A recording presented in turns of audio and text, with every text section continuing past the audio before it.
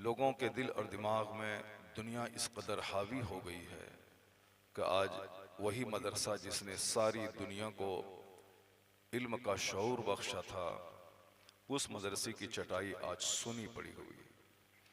हम और आप अपने बच्चों को मदरसे में नहीं भेजते, मगर गैरों के स्कूल और कॉलेज में इतनी भीड़ है कि 3-3 साल से लोग वेटिंग में रहते हैं कि मेरे बच्चे का एडमिशन सेंट जेवियर में, सेंट डेविड में, सेंट टेरेसा में मेरे बच्चों का एडमिशन हो जाए।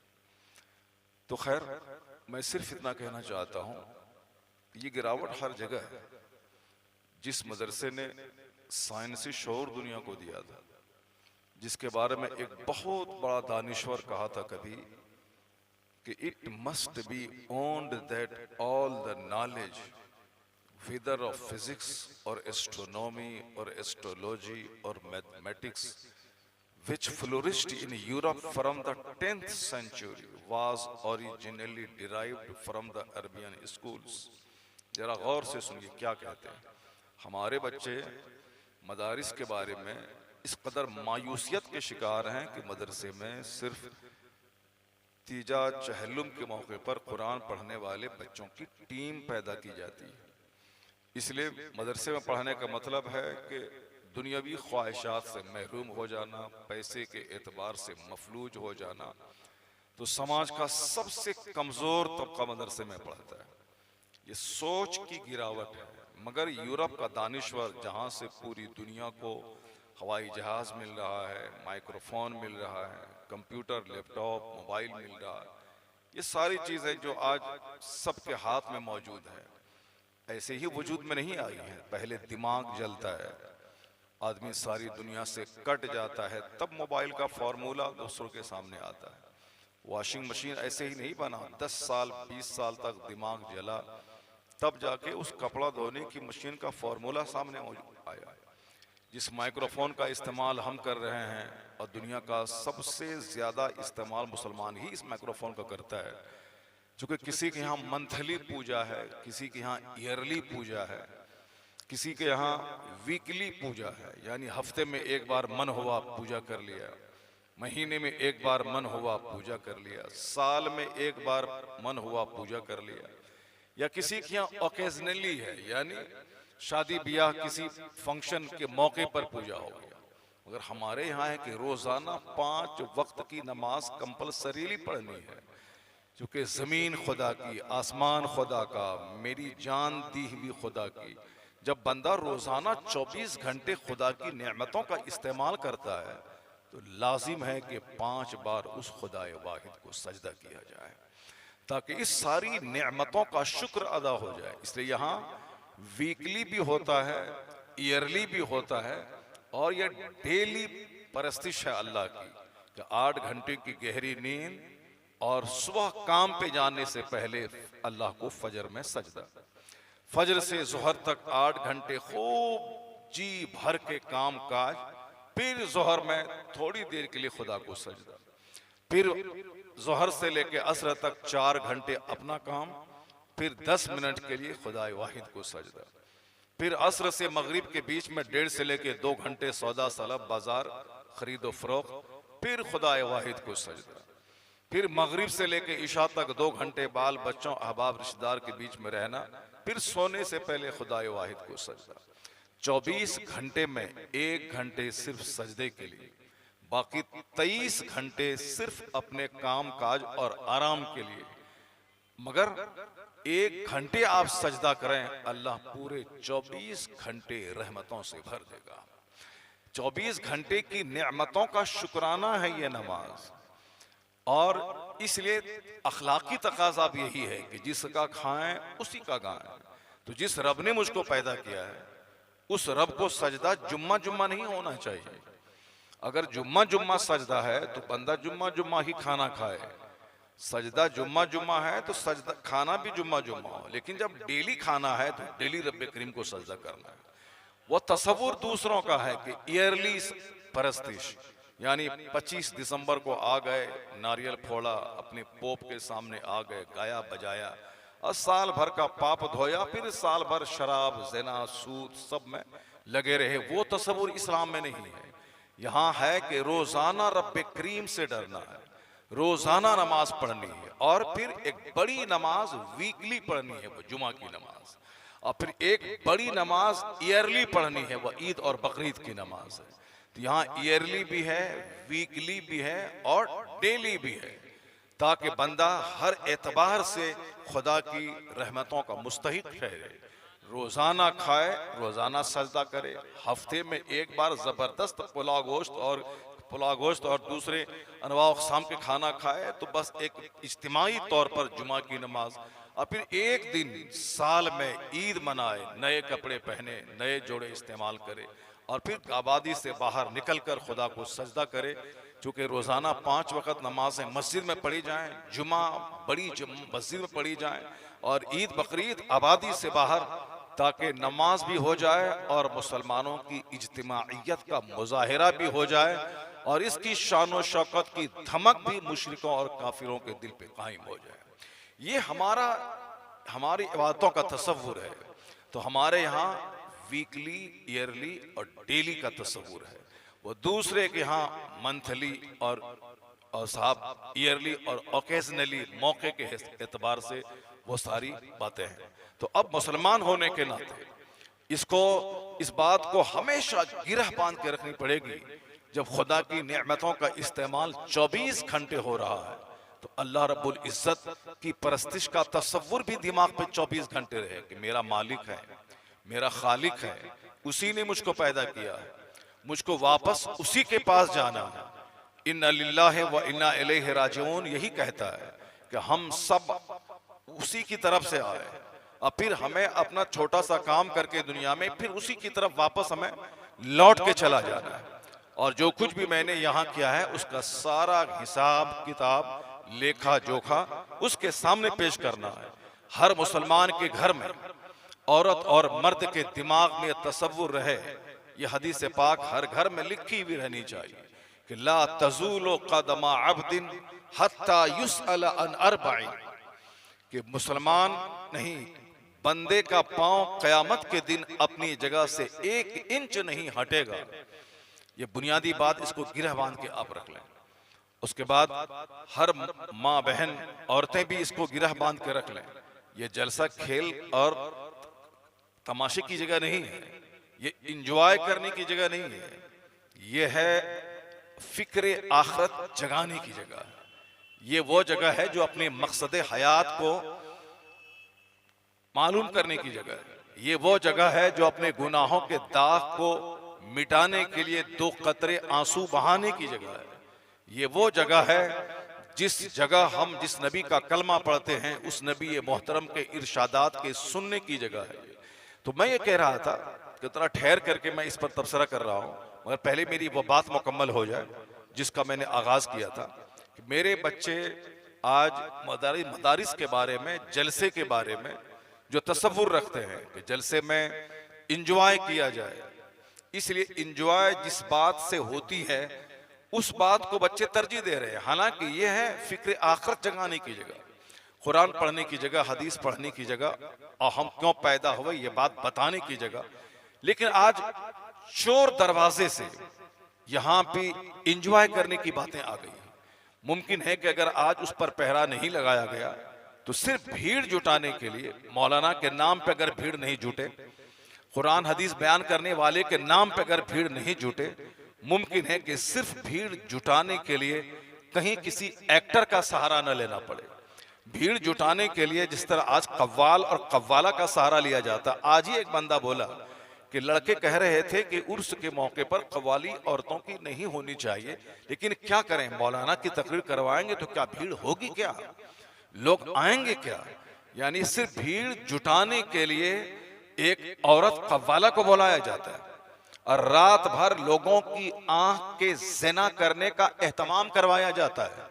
चूंकि अजनबी औरतों को देखना ये आंख का ज़िना है, उनकी बातें सुनना ये कान का ज़िना है, और फिर उनको हाथ से छूना ये हाथ का ज़िना है, फिर शर्मगाह उसकी तस्दीक और तकजीब करती है। तो मैं कहता हूं कि पैसा खर्च करके, पोस्टर शाये करके, लोगों को बुला के रात भर आंखों का गुनाह उससे करवाया गया, और फिर इसलिए कि भीड़ जुटे, और इस भीड़ जुटने के बाद फिर वो अपनी नेतागिरी की दुकान वो चमकाते हैं, क्योंकि उसको कल वार्ड काउंसलर में उठना है, उसको ग्राम पंचायत का इलेक्शन लड़ना है, उसको मुखिया बनना है, उसको समिति बनना है। किस कदर एक नापाक मकसद का इस्तेमाल एक पाकीज़ा जलसे के लिए किया जा रहा है, और फिर उस सोच पर उसको कोई शर्मिंदगी भी नहीं है।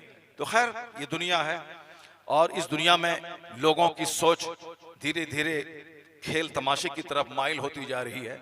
मगर चाहे दुनिया के लोग कुछ भी करें, मगर अजान बंद नहीं होगी, नमाज का निज़ाम बंद नहीं होगा, जलसा में तकरीर का एहतमाम बंद नहीं होगा। एक भी नमाजी आए ना आए मगर अजान होती रहेगी। उसी तरह एक बंदा जलसे में आए ना आए मगर अल्लाह रसूल का जिक्र होता रहेगा, बयानात होते रहेंगे, कुरान हदीस का पैगाम लोगों तक पहुंचता रहेगा। यही वजह है कि 1500 साल से लोगों ने जलसा रोकने की कोशिश की, लोगों ने मस्जिदों की तामीर को बंद करने की कोशिश की, लोगों ने मदारिस के सिस्टम पर पहरा लगाने की कोशिश की, और अल्हम्दुलिल्लाह एक मस्जिद शहीद होती है, हजारों नई मस्जिदें तामीर हो जाती है। एक मदरसे में ताला लगता है, हजारों नए मदरसे कायम हो जाते हैं। एक जलसा बंद होता है, सैकड़ों नए जलसे कायम हो जाते हैं। यह हमारा तजर्बा है कि आज 25-30 साल से मैं इस जलसे के मेंबर से मैं खिताब कर रहा हूं। लेकिन जिस इलाके में एक बार गया, अगर लोगों ने ये कहा कि मौलाना साहब की बातें अब इस इलाके में हो गई, अब दोबारा नहीं होंगी, ऐसा नहीं कि जलसा बंद हो गया। अगर एक साल 100 जलसे हुए तो दूसरे साल 150 जलसे हो जाते हैं, तीसरे साल 200 जलसे हो जाते हैं, चौथे साल 250 जलसे हो जाते हैं। तो एक इलाका बंद होता है, दूसरे इलाके में जलसे का आगाज हो जाता है। तो दीन अल्लाह का पसंदीदा दीन इस्लाम है। सारी दुनिया मिलकर इस दीन का नुकसान पहुंचाना चाहे, नहीं नुकसान पहुंचा पाएगी दुनिया, क्योंकि अल्लाह रब्बुल इज्जत का मद्दे मुकाबिल कोई नहीं है। अल्लाह तन्हा है, वह अकेला है, वह इकलौता है, वहदहू ला शरीक है। इस्लाम उस अल्लाह का पसंदीदा दीन है, और यह 1500 साल से ही देखा जा रहा है कि जितना लोग इस्लाम मिटाने की कोशिश कर रहे हैं, उतनी ही शिद्दत के साथ इस्लाम पूरी दुनिया में फैलता चला जा रहा है। हर गोशे में, हर मुल्क में, हर घर में इस्लाम का पैगाम आम होता चला जा रहा है। चूंकि जलसा उसी इस्लाम के पैगाम को आम करने की एक कोशिश है, तो चाहे सारे लोग मिलकर इसे दबाना चाहें, लोग बखील हो जाएं, इस गांव के लोग सुस्त हो जाएं, इस गांव के लोग काम चोर हो जाएं, इस गांव के लोग ड्रामा, सनीमा, कव्वाली में दिलचस्पी लेने लगें, और ऐसा नहीं कि दुनिया के सारे गांव के लोग इसी तरह के हो जाएं, ये काम चोर हो जाएं, ये बखील हो जाएं, ये पैसा खर्च करने से डर जाएं, मगर हजारों गांव ऐसे पैदा हो जाएंगे जिस गांव में छोटी से लेके बड़ी कॉन्फ्रेंस होगी, और जहां अल्लाह रसूल का जिक्र होगा, जहां मुस्तफ़ा पे दुरूद की महफिलें सजाई जाएंगी, जहां कुरान और अहादीस का चर्चा होता रहेगा। इस बात को आप गिरह बांध के रख लें कि इस्लाम अल्लाह का पसंदीदा दीन है। चाहे मुसलमान अब इस्लाम का नुकसान पहुंचाए, इस्लाम का कुछ नहीं बिगड़ेगा, बद अमल मुसलमान का बिगड़ जाएगा। चाहे दुनिया के कुफ्फार और मुशरिकीन मिलकर इस्लाम का नुकसान पहुंचाना चाहें, या तो वो कुफ्फार और मुशरिकीन कलमा पढ़ के इस्लाम का कैडर बनेंगे, या फिर इस्लाम दुश्मनी की वजह से जिल्लत का जबरदस्त अजाब का सामना उसको करना पड़ेगा। और यही पूरे 1500 साल में देखा जा रहा है। कभी भी मायूस नहीं होना है, न अमेरिका की दादागिरी से मायूस होना है, न इसराइल के यहूदियों की जारहियत से मायूस होना है। यह जान लेना है कि मेरी मस्जिदें वीरान हैं, इसलिए अल्लाह मेरी गर्दन पे काफिर को मुसल्लत कर दिया है। मेरी खानकाह उजड़ गई, इसीलिए अल्लाह ने यहूद और नसारा को मेरी गर्दन पे मुसल्लत कर दिया है। मेरी शादी, मेरा ब्याह, मेरा खतना, मेरा अकीका, मेरी सारी रस्में, सारी तकरीबात काफिराना रंग में रंगती चली जा रही हैं, इसलिए इसलिए अल्लाह ने इन काफिरों को मेरी गर्दन पे मुसल्लत कर दिया है। कुफ्फार और मुशरिकीन मुझे मिटाने के लिए एक प्लेटफॉर्म पे आ गए हैं और मुसलमान कहीं शेख के नाम पे, कहीं जोलाहा के नाम पे, कहीं पठान के नाम पे, कहीं सैयद के नाम पे, कहीं नदाफ के नाम पे, कहीं धोबी के नाम पे, कहीं गांव के नाम पे, कहीं मोहल्ले के नाम पे, कहीं खानदान के नाम पे, कहीं पीर के नाम पे, कहीं कब्रिस्तान के नाम पे, कहीं ईदगाह के नाम पे ये आपस में टूटते चले जा रहे हैं, बढ़ते चले जा रहे हैं। इसराइल का यहूदी अमेरिका के ईसाइयों को बदतरीन काफिर कहता है उनके मजहबी अकीदे के मुताबिक, और अमेरिका का ईसाई इसराइल के यहूदी को बदतरीन काफिर कहता है वो अपने अकीदे के मुताबिक, और जिसके बारे में मेरा कुरान कहता है वकालतिल यहूदो लैसतिन नसारा अला शै, यानी यहूदी कहते हैं कि नसरानी 0/0 है, कुछ नहीं है।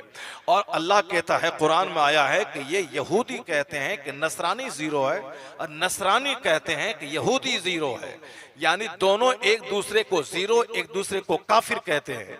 लेकिन आज हालात क्या हैं, वह एक दूसरे को ज़बह करने वाला, एक दूसरे को काफिर कहने वाला, सिर्फ मुसलमानों को मिटाने के लिए एक प्लेटफॉर्म पे आ गए, यानी दोनों एक दूसरे को काफिर कहते हैं, मगर हमको मिटाने के लिए वह दोनों मुत्तहिद हो गए, वह दोनों एक दूसरे को मौका मिले तो ज़बह कर देते हैं। जैसे 70 लाख यहूदियों को हिटलर ने ज़बह कर दिया जर्मनी में, सारी दुनिया जान रही है। और जब कभी यहूदियों को थोड़ा सा गलबा हासिल होता है वह क्रिश्चियनों को ज़बह करके रख देता है। मैं सिर्फ एक इशारा करता हूं, एक दूसरे को ज़बह करने वाला, एक दूसरे को काफिर कहने वाला सिर्फ अहले ईमान को मिटाने के लिए एक प्लेटफॉर्म पे आ गया।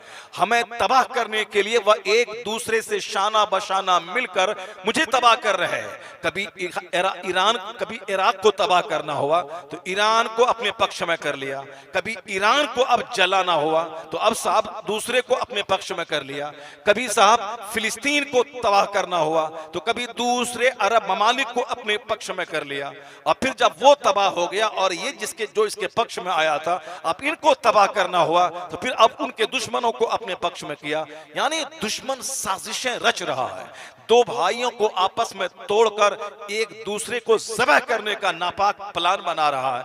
इतना जान लीजिए, मुसलमान की गैरत अगर जिंदा है वह इस बात को जान ले कि इस वाक़े से सबक हासिल करे कि एक दूसरे को काफिर कहने वाला जब मुझे मिटाने के लिए मुत्तहिद हो गया है तो अब मुसलमान भी उससे सबक हासिल करके अपनी छोटी छोटी सारी बातों को भूल जाए और मुत्तहिद हो जाए, आला हजरत के नाम पे मुत्तहिद हो जाए, गरीब नवाज के नाम पे मुत्तहिद हो जाए, गौसे आजम के नाम पे मुत्तहिद हो जाए, इस्लाम के नाम पे मुत्तहिद हो जाए और ये कसम खा के बता दे दुश्मनों को कि अगर तुम मुझे मिटाने के लिए मुत्तहिद हो गए हो तो अब हम भी इस्लाम बचाने के लिए मुत्तहिद हो गए हैं।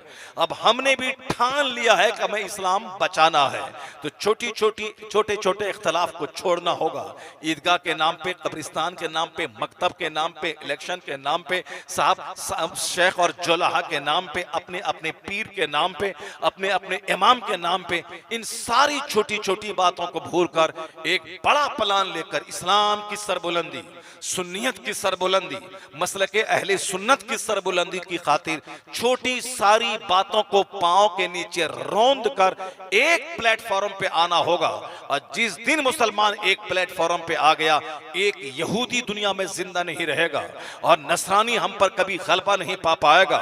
इस वो दिन आने वाला है, चाहे हम हों चाहे हमारी आने वाली नस्लें मुत्तहिद होंगी। और जिस दिन मुसलमान इस्लामी शऊर के साथ मुत्तहिद हो गया, उसी दिन के बारे में आया है कि कोई कच्चा घर नहीं बचेगा मगर वहां इस्लाम का कलमा दाखिल होगा, कोई पुख्ता घर नहीं बचेगा मगर वहां इस्लाम का कलमा दाखिल होगा। आप मायूस हैं, आपकी सोच छोटी है, आप उदास हैं, आपको समझ में नहीं आता है, मगर जिस पैगंबर का कलमा आपने पढ़ा है वह पैगंबर आजम क्या कहते हैं, ला यबका अला ज़हरिल अर्द बैतु मदरियम वला फब्र इल्ला अदखलहुल्लाहु कलिमतल इस्लाम।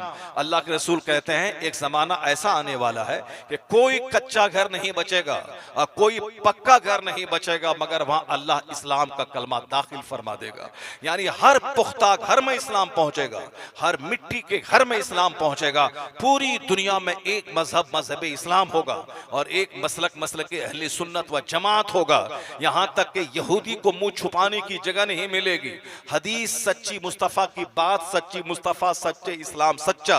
हुजूर कहते हैं कि यहां तक कि एक यहूदी अगर किसी दरख्त की आड़ में मुंह छुपाएगा, वह दरख्त पुकार उठेगा कि यहां यहूदी छुपा है।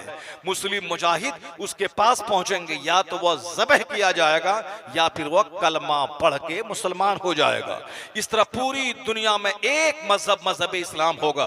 भले ही मैं नहीं रहूंगा, मैं नाचने वाला नहीं रहूंगा, मेरे बच्चे काफिरों का तलवा चाटने वाले नहीं रहेंगे, मेरी बेटियां फिल्म की एक्ट्रेस की नौकरानी करने वाली नहीं रहेंगी, मेरे बेटे शादी ब्याह में काफिरों का डांस करने वाले नहीं रहेंगे। हमारी सोच काफिराना के माल रहेगा तो सलामी लोग दागेंगे, माल नहीं रहेगा तो कोई इज्जत नहीं होगी।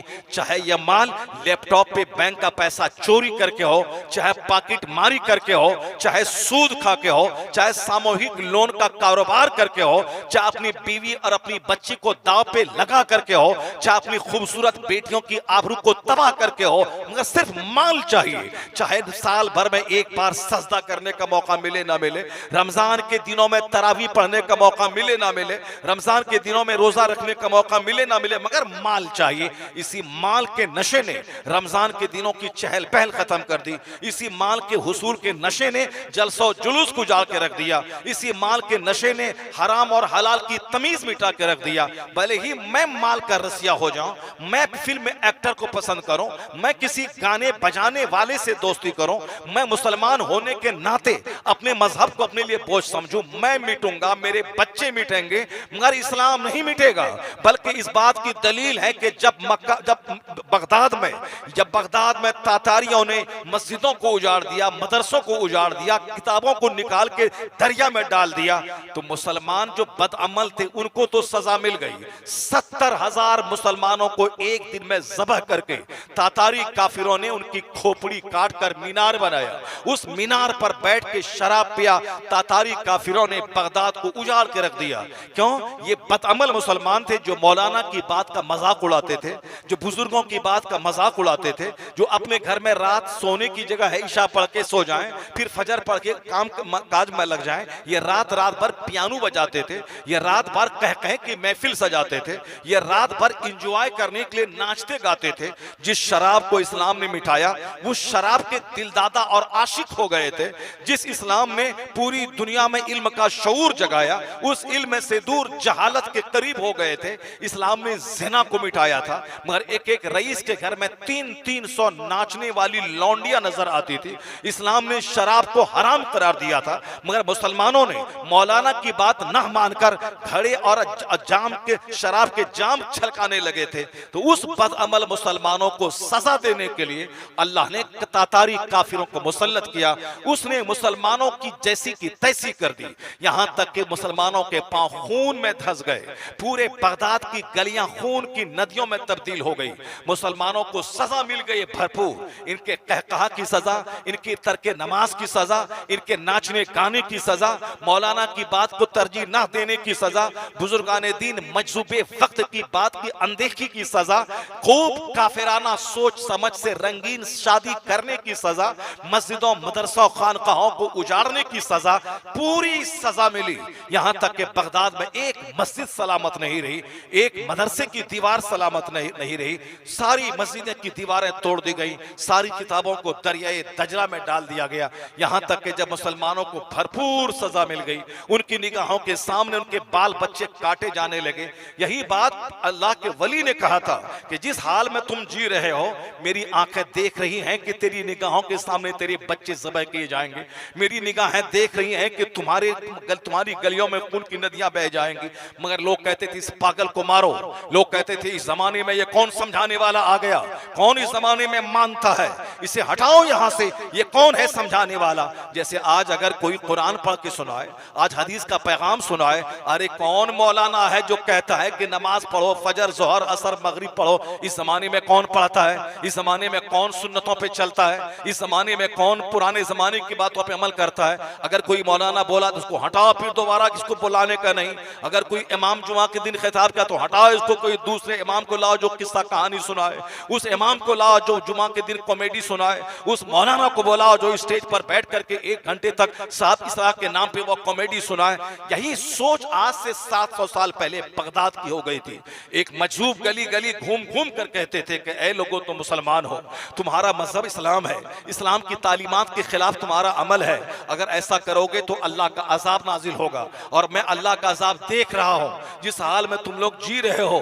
शराब को इस्लाम ने हराम किया, तुमने गले लगाया। जिना को इस्लाम ने हराम किया, तुमको शादी में अब मजा नहीं मिल रहा है, अब तुम जिना को अपनी जिंदगी में दाखिल कर रहे हो। तुम अपने बाल बच्चों के साथ रात भर रंगलियां मना रहे हो अपने घरों में। अल्लाह का अजाब करीब आ गया है, तेरी गलियां खून में नहा जाएंगी, तेरी निगाहों के सामने बाल बच्चे ज़बह किए जाएंगे। मगर लोग उन्हें पहले तो पागल कह के छोड़ दिया, फिर जब उसके बाद उन्होंने बात नहीं छोड़ी, लोगों ने उसको गाली देना शुरू किया। उसके बाद भी जब समझाना नहीं छोड़ा, यहां तक कि ओबाश बच्चों को उसके पीछे लगा दिया। उस मजलूम बुजुर्ग को ज़बह लोगों ने कर दिया। इधर मजलूम बुजुर्ग का कत्ल होना था, उधर तातारी रातों रात बगदाद पे हमला किया और सारे मुसलमानों को काट के रख दिया। 70,000 मुसलमानों को एक दिन ज़बह करके उसकी खोपड़ी पर बैठकर तातारी ने शराब पिया। ये कोई अफसाना नहीं है, ये कोई व्हाट्सएप और फेसबुक की बेबुनियाद कहानी नहीं है, ये है वो तारीख जो इस्लामी तारीख में दर्ज है औराक में, और आज भी जिसके निशानात सारी दुनिया में महसूस किए जाते हैं। डॉक्टर इकबाल ने इसी तरफ इशारा करके कहा था, है आया यूरिशे तातार के अफसाने से, पासबा मिल गए काबे को सनम खाने से, तू न मिट जाएगा ईरान के मिट जाने से। डॉक्टर इकबाल ने इसी वाक़े की तरफ इशारा किया था। जब मुसलमानों को सजा मिल गई, मुसलमानों को काट दिया गया, अब जब काफिरों ने कहा कि दोबारा इस्लाम का सूरज नहीं तुलू होगा, अब दोबारा बगदाद में मस्जिदें नहीं बनेंगी, दोबारा यहाँ मदरसा नहीं बनेगा, अल्लाह का हर काम हिकमत से भरा है। पहले बदअमल मुसलमान को सजा मिली, उसके बाद जब काफिर बोला कि अब कोई कलमा पढ़ने वाला नहीं बचेगा, अब कोई नमाज पढ़ने वाला पैदा नहीं होगा, अब कोई यहाँ मस्जिद नहीं बनेगी, तो अल्लाह ने उन्हीं काफिरों के दिल में इस्लाम की मोहब्बत डाल दिया। और वही काफिर जिसने इस्लाम मिटाया था वो कलमा पढ़ के मुसलमान बन गए। अब जो तलवार मुसलमानों को काटी थी, अब उसी तलवार का रुख मुशरिकों और कुफार की तरफ हो गया। बगदाद इतना आबाद हुआ, पहले से ज्यादा बारौनक शहर, पहले से ज्यादा मस्जिदें, पहले से ज्यादा खानकाहें, पहले से ज्यादा मदरसे, पहले से ज्यादा इस्लामी चहल पहल हो गई। इस बात की दलील है कि अल्लाह रब्बुल इज्जत अगर इस्लाम बचाना चाहता है, जो इस्लाम मिटाता है उसी को इस्लाम का कैडर बना के इस्लाम का खादिम बना देता है। इसलिए हमारे बकवास करने से, हमारे किसी चौपाल पर काफिरों की जुगाल बंदी करने से, या हमारे गर्दन तक जिना शराब सूद में धंस जाने से इस्लाम का कुछ नहीं बिगड़ने वाला है। जो जिना करेगा उसका बिगड़ेगा, जो शराब पिएगा उसका बिगड़ेगा, जो सूद खाएगा उसका बिगड़ेगा, जो शादी में 80 साल की बुढ़िया को नचवाएगा उसका बिगड़ेगा, जो शादी ब्याह में सुन्नतों की मुखालफत करेगा उसका बिगड़ेगा, जो अपने बाल बच्चों को क्रिश्चियनों के स्कूल में पढ़ा के क्रिश्चियनिटी की तरफ धकेलेगा उसका बिगड़ेगा, इस्लाम का नहीं बिगड़ेगा। है नूरे खुदा कुफ्र की हरकत पे खंदाजन, है नूरे फूकों से चराग बुझाया ना जाएगा। जो लोग आज इस्लाम दुश्मनी कर रहे हैं वही लोग कल कलमा पढ़ के इस्लाम का झंडा बुलंद करेंगे।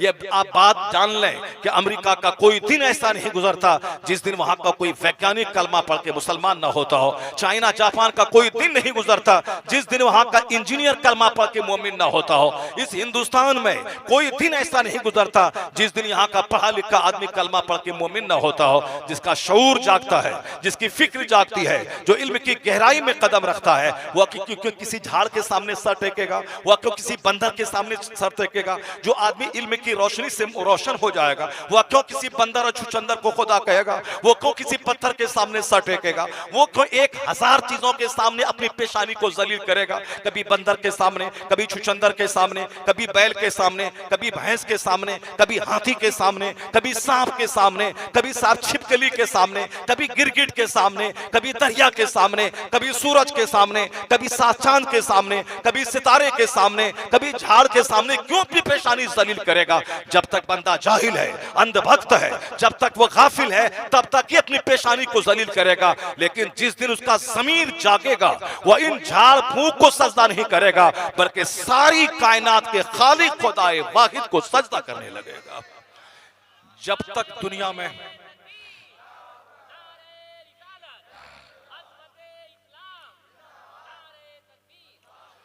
मज़हब इस्लाम खुदा का पसंदीदा दीन है।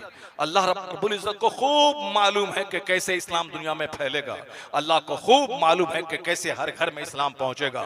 अल्लाह को खूब मालूम है कि कैसे बदअमल मुसलमानों को सज़ा मिलेगी और जो मुसलमान बचेंगे वो कैसे अल्लाह से डरने लगेंगे, वो कैसे खुदा से सहमेंगे, वो कैसे रात दिन इबादतों में गुजारेंगे। ये हालात जो दुनिया में हमारे नज़दीक बहुत बड़ी बात है, अल्लाह के नज़दीक कोई बड़ी बात नहीं है।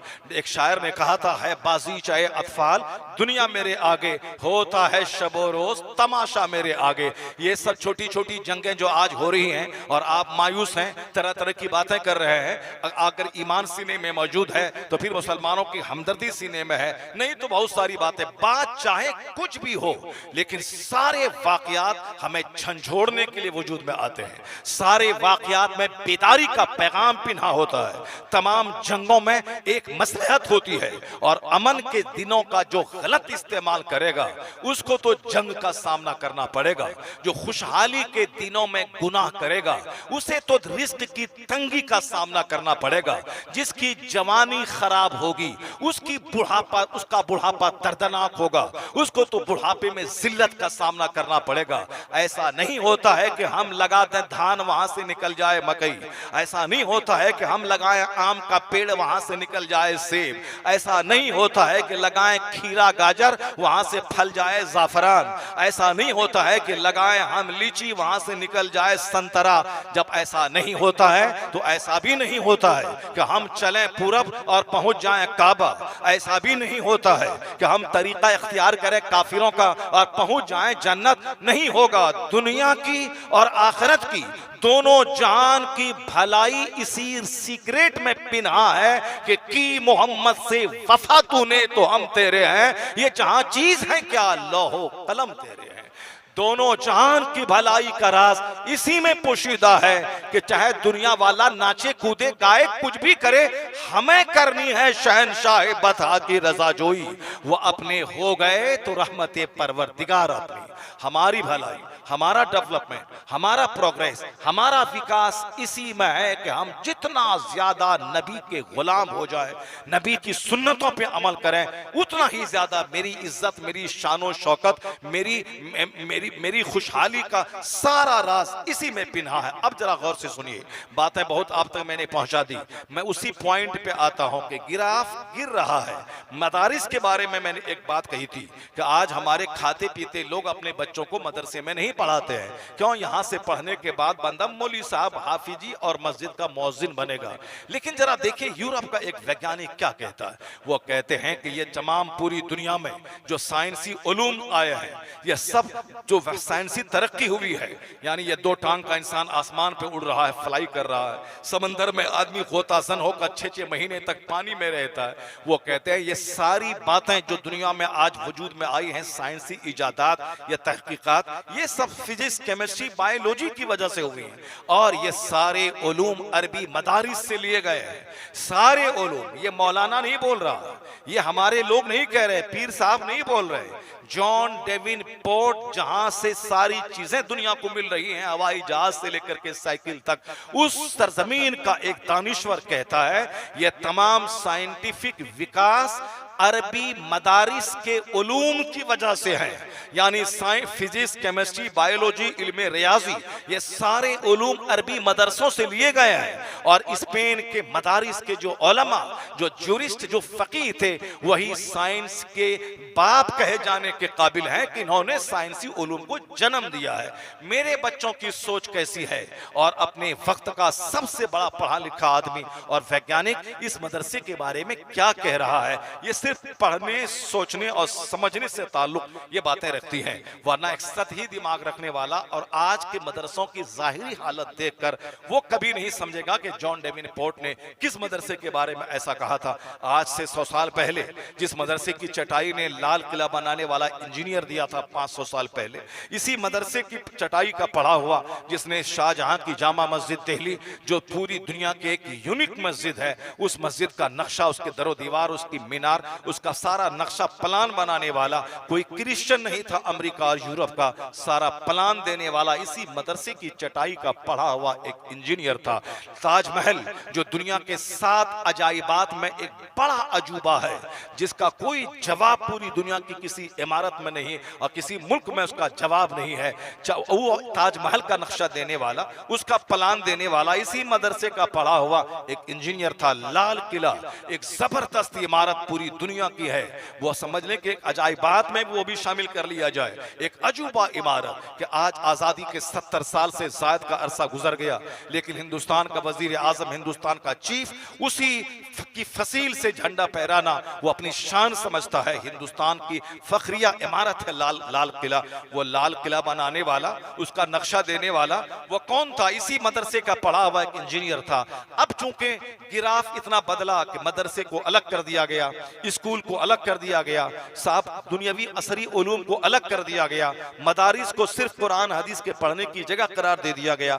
कुरान हदीस जो जिसने सारे उलूम दुनिया को दिए, उस उलूम को छांट के अलग करके उसको स्कूल में दाखिल कर दिया गया। मुसलमानों का 97% बच्चा अब स्कूल में पढ़ना शुरू किया। ये 2-3% बच्चे मुसलमानों के जो स्कूल में पढ़ने के लायक नहीं है, स्कूल में पढ़ाने के पैसे उसके पास नहीं है, इसलिए इन बच्चों को बहालत मजबूरी यतीम खाने में उसको बहाल कर दिया गया। ऐसा नहीं कि मैं अरबपति हूं, मैं अपने बच्चे को अमेरिका में भेज के पढ़ा सकता हूं, लेकिन अपने बच्चों को मदरसे में पढ़ा रहा हूं ताकि मेरा बच्चा जन्नती हो जाए, नेक बन जाए, मुस्तफा का सच्चा गुलाम हो जाए, इस्लाम का मुबल्लिग हो जाए, दुनिया मिले ना मिले कम से कम खरबों साल की जन्नत का हकदार हो जाए, 2, 4, 10, 50 को जन्नती बना के जाए। दुनिया में सोने का घर भी बना लूं तो भी 70 साल 80 साल के अंदर ही छोड़ के जाना होगा, लेकिन जहां जाना होगा वहां का एक दिन 50,000 साल के बराबर है। असल इज्जत वहां की, असल राहत वहां की। इसी सोच के साथ मैं अरबों में खेल रहा हूं। मैं अपने बच्चे को इस मदरसे में पढ़ा रहा हूं ताकि दुनिया मिले ना मिले मगर मेरे बच्चे को जन्नत मिले और ये दूसरों को जन्नती बनाए। इस सोच का हामिल करोड़ों में एक बंदा मिलेगा आपको। वो तो मैंने मस्जिद नबी शरीफ में देखा, मैंने एक शख्स कराची का रहने वाला, वो खुद हाफिज कुरान, उसके 4 बेटे हाफिज कुरान, और हर साल माह रमजान में वो उम्रा करने आते हैं और मस्जिद नबी में आकर रात के 12 बजे 1 बजे दोनों चारों बाप बेटा मिलकर अलग से जमात करके एक कोने में नमाज तरावी पढ़ते हैं। मैंने एक बार उनसे पूछा कि वो कौन है? कहा वो मेरे बाप हैं, उनको जो आगे तरावी पढ़ा रहे हैं वो मेरा भाई है। हम लोग अपने घर यानी कराची में तरावी खत्म कर चुके हैं, फिर उसके बाद हर साल यहाँ आते हैं, रमजान इसी मस्जिद नबी में गुजारते हैं, वहां से आते हैं, उम्रा करते हैं, फिर यहाँ आ जाते हैं। मैंने कहा तुम लोग किस मदरसे में पढ़ते हो? तुम्हारे बाप किस मदरसे के नाजिम है? कहा मौलाना साहब मेरे बाप किसी मदरसे के नाजिम नहीं है, मेरे बाप कपड़े का बहुत बड़ा व्यापारी है, कपड़े की बहुत बड़ी दुकान है, और फिर मैं चारों भाई हाफिज हूँ, मेरा बाप खुद हाफिज है और हमारे बाप ने चारों भाइयों को किसी मदरसे में नहीं लगाया है बल्कि उस व्यापार में हमें शरीक किया है। अरबों का व्यापारी, हमारे यहाँ तो 5 बीघा जमीन किसी को हो तो वो आग मूतने लगता है। हमारे यहाँ अगर किसी के पास 10 करोड़ रुपए हो जाए, मौलाना, मौलवी, पीर, फकीर, मदरसा, जलसा, जुलूस की जैसी की तैसी करके रख देता है। ये बताइए कि कराची का वो अरबपति खुद हाफिज कुरान है, उनके 4 बेटे चारों हाफिज कुरान है। क्या कहा उनके बाप का क्या नजरिया था कि बिजनेस करना है मगर हाफिज कुरान बन के करना है, का तिजारत करनी है मगर हाफिज कुरान बन के करनी है। तो अब वो खरबों में खेल रहे हैं। जन्नत भी सलामत है, दाढ़ी भी सलामत है, नमाज सलामत है, हर साल माह रमजान मदीने में गुजर रहा है और यहाँ खरबों का कारोबार हो रहा है। जरा उसके सामने आप अपना अब जायजा लीजिए कि ऐसी सोच के लोग किस तरह, कितने हैं? करोड़ों में कोई है। जनरल लोगों के पास पैसा नहीं है तो मदरसे में बच्चों को भेज दिया, चलो कम से कम यतीम खाने में बच्चा मेरा पलता रहे, कम से कम कुछ बने ना बने, कम से कम 10-15 साल पढ़ेगा मदरसे में, खाएगा तो मेरा तो कम से कम मेरी जान छूटेगी उससे, और फिर खाने का इंतजाम, 5 बच्चे हैं तो चलो मदरसे में पल जाएगा, ठीक है तेरा बच्चा पल जाएगा। लेकिन इस्लाम का क्या होगा? एक जबरदस्त मुबल्लिग कहां से पैदा होगा जो दुश्मनों की आंखों में आंखें डाल के हक बोलने का जिगर कहां से लाएगा? जो एक मस्जिद की मुलाजमत को ठुकरा देगा मगर कभी किसी मुतवल्ली की चापलूसी करते हुए हक बात को नहीं छुपाएगा, ऐसा मुबल्लिग कहां से लाओगे? ऐसा हिम्मत वाला इस्लाम का दाई कहां से लाओगे? जिसका बैकग्राउंड मजबूत होता है, जिसका खानदानी बैकग्राउंड मजबूत होता है, वही हक बोलने का जिगर रखता है। जो जिसका बैकग्राउंड कमजोर हो, जिसकी माँ पोछा लगाती हो, जिसका बाप दूसरे की गाय चराता हो, जिसका बैकग्राउंड कमजोर हो, जो पूरे गांव में अगर वह मौलाना बन भी गया तो जिसके खेत में उसका बाप हल चलाया है उससे सहमा सहमा रहेगा, जिसकी जमीन पे वह झोपड़ी बनाया है उसके एहसान तले दबा रहेगा, उस एहसान तले दबा रहेगा। वो तो हक को बोलने वाले औरंगजेब के जमाने का वह फकीर व मुफलिस था जिन्होंने दुनिया वालों को बता दिया कि कैसे हक गोई की जाती है। एक मुल्ला अहमद जीवन रहमतुल्लाह अलैह जिसकी चप्पल सीधी करते थे औरंगजेब रहमतुल्लाह अलैह, जो हिंदुस्तान का बाताज बादशाह 50 साल चंद महीने तक पूरे भारत का शासन करने वाला इकलौता शासक, वह जब अपने उस्ताद मुल्ला अहमद जीवन की चप्पल सीधी करते थे तो सारा हिंदुस्तान तमन्ना करता था कि काश मेरा बेटा भी आलिम हो जाए। जो इज्जत आज मुल्ला अहमद जीवन को मिली है वह इज्जत मेरे लाल को मिल जाए। लोग इज्जत आलिमों को देते थे, बादशाह देते थे, तब लोग तमन्ना करते थे कि मेरा लाल आलिम बनेगा। लेकिन आज आलिमों की जैसी की तैसी हमने कर दिया, मस्जिदों में, मदरसों में, खानकाहों में, जलसो जुलूस में। अब उसका अंजाम देखकर कोई हिम्मत नहीं जुटाता है कि मेरा बच्चा आलिम बने, क्योंकि जो हश्र उनके साथ हुआ है वही हश्र मेरे बच्चों के साथ हो जाएगा। अगर चाहते हैं कि समाज में वही दोबारा वही दौर वापस आए तो आलिमों को सम्मान देना होगा। एक मिनिस्टर, एक प्रधानमंत्री से ज्यादा आलिमों को इज्जत देनी होगी। आप नहीं दें मगर अभी भी दुनिया में इज्जत देने वाले लोग मौजूद हैं। बंबई का खरबों में खेलने वाला खरपति एक बिहारी छोटे से आलिम का हाथ चूमता है, उनको अपने करोड़ों के घर में बिठाता है, उनकी पेशानी को बोसा देता है और ये कहते हुए कि मुझे गरज नहीं कि तेरा बाप हल जोतता है या तू किराए के घर में रहता है या तेरी माँ दूसरे के घर में पोछा लगाती है। मैंने जो इज्जत दी है, मैंने जो तुझको करोड़ों के घर में बिठाया है, मैंने जो तेरी पेशानी चूमी है या सोच कर चूमी है कि तू मेरे नबी का नाइब है, नबी की बात सुनाने आया है। मगर हैं लोग ऐसे, कितने लोग हैं, गिनती के चंद लोग मिलेंगे। तो आप इस बात को गिरा बांध के रख लें कि जिस दौर का मदरसा जिसके बारे में जॉन डेविनपोर्ट ने ऐसा कहा है वह उस दौर का मदरसा था जिस मदरसे का पढ़ा हुआ आदमी अबुल कासिम ज़ोहरावी जैसा दुनिया का द ग्रेटेस्ट सर्जन बनता था। जिस दौर में इस मदरसे का पढ़ा हुआ आदमी वो इल्मे तिब पर 25 जिल्दों की किताबें लिखता है, जिस किताब का ट्रांसलेशन फ्रेंच में, डच में, अंग्रेजी में, in different languages of the world, दुनिया की मुख्तलिफ जबानों में जिसका ट्रांसलेट हो चुका है। आज भी अबुल कासिम ज़ोहरावी ने जो आलात ऑपरेशन के बनाए थे, आज भी टेक्नोलॉजी के डेवलपमेंट के जमाने में उसी आलात से चीर फाड़ की जाती है जो आलात अबुल कासिम ज़ोहरावी ने आज से 800 साल पहले उन्होंने इल्मे तिब के हवाले से दुनिया को दिया था। इसका मतलब तारीख तो बड़ी मेरी रोशन है, लेकिन आज हम उस तारीख को पढ़ते नहीं, हालात को समझते नहीं, आलिमों की बात मानते नहीं, इसलिए हमारा नजरिया मदरसे के ताल्लुक से कमजोर हो गया, जलसे के ताल्लुक से कमजोर हो गया। आज से 50 साल पहले जलसा होता था, 5-5 दिन के जलसे होते थे और तकरीरें होती थी, साल भर उस जलसे का चर्चा होता था कि निजामी साहब आए थे, अल्लामा अरशुल कादरी साहब आए थे, अबुल फसीही गाजीपुरी आए थे, मुहद्दिस आज़म हिंद तशरीफ लाए थे। उन्होंने ये कहा था साल भर घरों में, बाल बच्चों के सामने और साहब आलाओं के पास दालान में यही तबसरा होता था। और आज जलसा रात में होता है, सुबह सवेरे कोई नाम लेने वाला नहीं रह जाता कि कौन मौलाना आया था और कौन कौन सी बात उसने कही थी। इस कदर दुनिया का भूत सवार है, माल कमाने का जुनून दिमाग पे सवार है। मैं आपसे कहना चाहता हूं कि फिर दोबारा उसी शऊर को लाना होगा।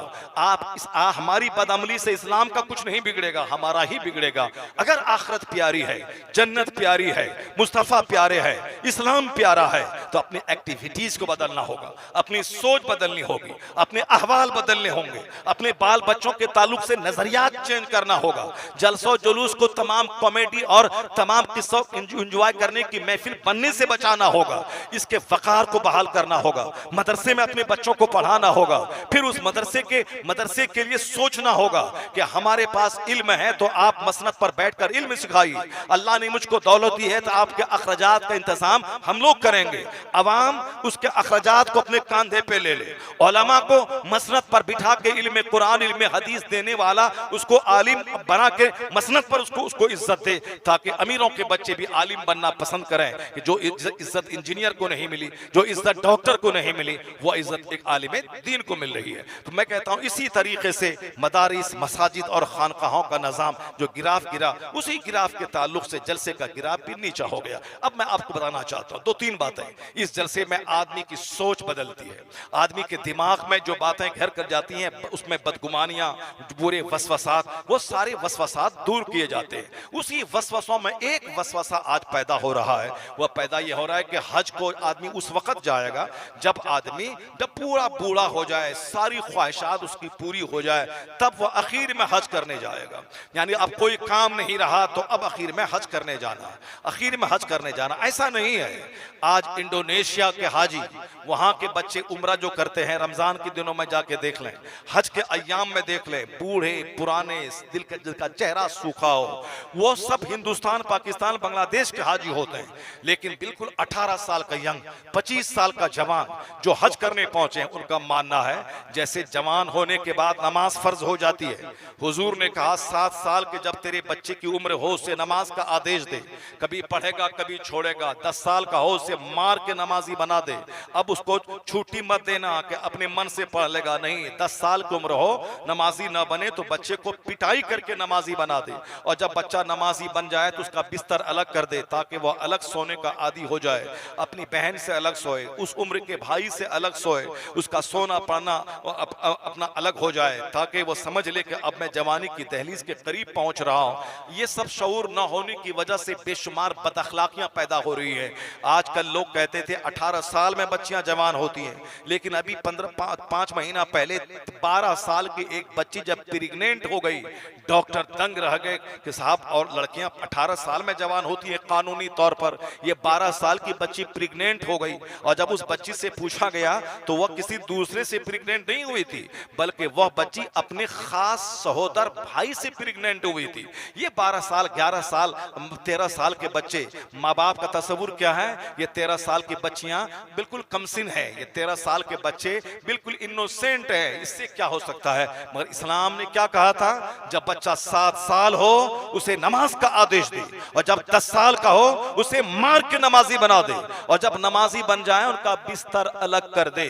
तो आज वो डॉक्टर कह रहा है कि इन बच्चों को जो तबाही का मुंह देखना पड़ा है, 12 साल की कमसिन बच्ची जो प्रेग्नेंट अपने भाई से हो गई है, इसके पीछे जदीद तहजीब का हाथ है, ये मॉडर्न कल्चर का हाथ है, ये मोबाइल वर्ल्ड का हाथ है। मगर इस्लाम ने 1500 साल पहले जो इस ताल्लुक से एक मसाज दिया था कि 10 साल के बाद बच्चे नमाजी बने और उनका बिस्तर भी अलग कर दिया जाए, तो जहां नजर बदअखलाकी से बचाने के लिए किसी दानिश्वर की नजर नहीं गई, वहां नजर मुस्तफा की 1500 साल पहले चली गई। काश इस पैगाम पर मुसलमान भी अमल करें, गैर मुस्लिम कौमें भी अमल करें, तो ये बदअखलाकी का दिन देखने को नहीं मिलेगा। इसलिए तो मैं कहता हूं, आप जाहिल हैं, हम जाहिल हैं, मगर इस्लाम का सारा कानून लाजवाब है। आज समझ में आए या ना आए, कल तो बात समझ में आएगी।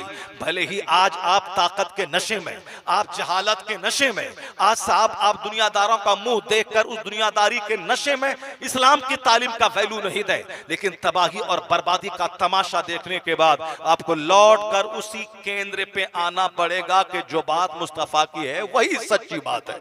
आज शादी के ताल्लुक से देख लें, 1 करोड़ की शादी, 3 महीने के बाद शादी टूट गई। क्यों साहब, लड़का नामर्द है। अब शादी में नौकरी वगैरह बाद में पूछी जाएगी, लड़के का डीएनए टेस्ट होता है यूरोप और अमेरिका में कि लड़का मर्द है कि नहीं है। हिंदुस्तान में इसको लोग ऐब समझते थे, लेकिन जब हिंदुस्तान में भी शादियां टूटने लगी, चूंकि बच्चों की बदअखलाकी की वजह से, वो डीएम तो बन गए गए, मगर बचपन की बदअखलाकी की वजह से वह हिजड़ा और नामर्द हो गए। वह साहब पुलिस वाले तो बन गए, मगर बचपन की गलतियों की वजह से वो अब साहब वो नामर्द हो गए। अब लोगों ने उसकी नौकरी और मुलाजमत देखी, खूबसूरत चेहरा देखा, बेटी को दे दिया, 25 लाख की कार दे दी, 50 लाख के सारे सामान दे दिए। यानी उसके बाप ने सिर्फ पैदा किया था और नर्सरी से लेकर के ग्रेजुएशन तक पढ़ने में जितना पैसा लगा वह सारा पैसा लड़की के बाप से ले लेना है। यानी इस कदर ज़मीर फरोशी का आलम है कि अपना बेटा है, अब पढ़ने में जितना पैसा खर्चा हुआ है सब दूसरे की गरीब बेटी के बाप से जमीन बेचवा के ले लिया जाए। किस कदर इसे मर्दानगी कहते हैं, जहां ऐसी गिरी हुई सोच हो, नहीं है वह मर्दानगी। मैं आपसे कहना चाहता हूं, पहले शादी 1 करोड़ की हुई, जब 3 महीने के बाद पता चला कि वह लड़का नामर्द है, लड़की आके रोने लगी, तो अब वह तलाक होगी। मेरे मोहल्ले में धूमधाम की शादी हुई थी, लेकिन 1 साल शादी नहीं चली, वह शादी टूट गई। ये सिर्फ मेरे मोहल्ले की बात नहीं, पूरी दुनिया की यही बात है।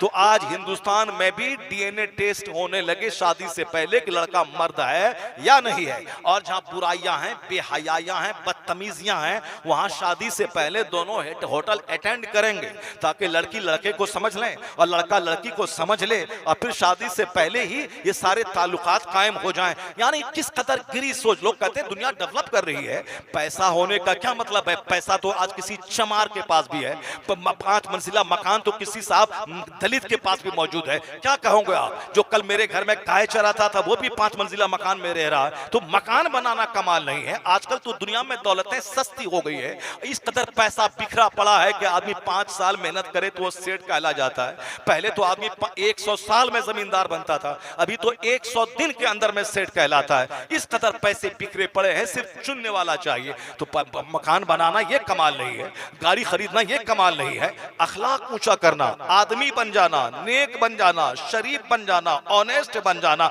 ये है कमाल की बात। किसी को पैसा देखकर उसको इज्जत ना दे, उनका अखलाक देखकर, उनकी दीनदारी देखकर, उनका कैरेक्टर देखकर तब उनको सम्मान दें, ताकि समाज के लोग दौलतों के रसिया न बने, अखलाक के आदी बने, अच्छे अखलाक के हामिल बने। जब वो देखते हैं कि चोर को कुर्सी दी जाती है तो वो क्यों नमाजी बनेंगे? चोर बनेंगे ताकि लोग डरे और उसको कुर्सी दें। 2-4 आदमी का मर्डर करें, डकैत बने और गांव में घुसे, सारा गांव वाला कुर्सी लेके दौड़े और सब फूल माला गले में डाले, तो एक नमाजी नौजवान नमाज छोड़ के वो डकैत बनना चाहेगा? क्योंकि इज्जत नमाजी को नहीं डकैत को मिल रही है। तो हमने जो समाज में मालदारों को सम्मान देना शुरू किया है, उसी सोच का ये नतीजा है कि आज हर आदमी पैसा कमाना चाहता है, चाहे सूद से हो, चाहे इज्जत बेच के हो, चाहे झूठ बोल के हो, चाहे नमाजें छोड़ करके हो, हराम हलाल जैसे भी हो, माल चाहिए। उसमें कहीं ना कहीं समाज जिम्मेदार है उसका, क्योंकि इसने पैसे वालों को इज्जत देना शुरू किया, पैसे वालों की बात का वैल्यू देना शुरू किया। अब नतीजे में लोग अपना वैल्यू कायम करने के लिए अब वह पैसा हासिल करने में लग गए, चाहे पैसा जैसा भी हो जाए, मगर उसको माल चाहिए। जिस दिन आपने नमाजी को इज्जत देनी शुरू की, जिस दिन आपने परहेजगार मुत्तकी को इज्जत देना शुरू किया, तो समाज के नौजवानों की सोच भी बदलेगी कि हम साहब बेनमाजी हैं तो हमको कोई सलाम नहीं करता, मेरे सलाम का जवाब नहीं देता। ये बंदा 5 वक्त का नमाजी है तो लोग उसकी ताजीम के लिए खड़े हो जाते हैं, लोग उनको सम्मान देते हैं, लोग उनको अपनी महफिलों में उनको बिठाते हैं, इज्जत से उनकी बात सुनते हैं, उनका फैसला तस्लीम करते हैं। तो फिर सारे नौजवान कोशिश करेंगे कि हमको भी समाज में सम्मान मिले, हमें भी समाज में इज्जत मिले। तो हम कहीं ना कहीं जिम्मेदार हैं इस बदअखलाकी के कि हमने बदअखलाकों को सम्मान देना शुरू किया है। जरा गौर से सुनिए आप, शादी बियाह में जब लोगों ने सिर्फ लड़के का मुंह देखा, लड़की का मुंह देखा, जब शादी टूटने लगी तो अब कहते हैं नहीं साहब, सिर्फ मुंह मत देखिए कि नाक लंबी है, आंख बड़ी है, चेहरा गोरा है, पेशानी कुशादा है, 6 फीट की लंबी है, मगर ये तो चुड़ैल है। शौहर के बिस्तर पे रह के, शौहर के घर में रह के बात दूसरों से करती है, और फिर अपने शौहर जिसकी शादी 1 करोड़ में बाप ने करवाई, उससे रिश्ता तोड़कर वो गली के छोकरे के साथ भाग गई। अब लोग कहते हैं कि नजरिया चेंज करना होगा, सिर्फ मुंह नहीं देखना होगा, बल्कि कैरेक्टर देखना होगा, किरदार देखना होगा, उसके माँ बाप का बैकग्राउंड देखना होगा।